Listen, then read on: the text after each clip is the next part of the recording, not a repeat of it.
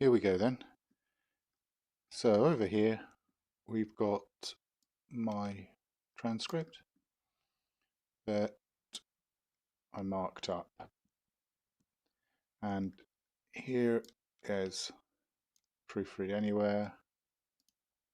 We'll get, it's number 29. As you can see, there's some annotations on that.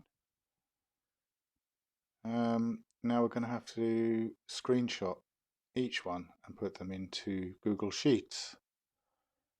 So you do that by getting the snipping tool and type in there snip, and there it is, and it comes up like that.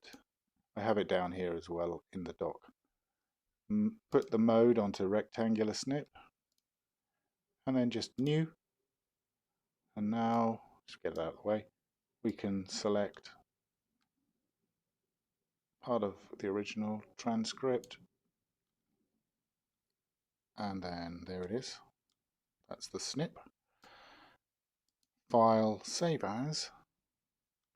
I'm just going to press the 1 key, so it's 1, and I'm going to save it on the desktop. Then I can close it. So, snip again to get the other side. New. There we go. Snip.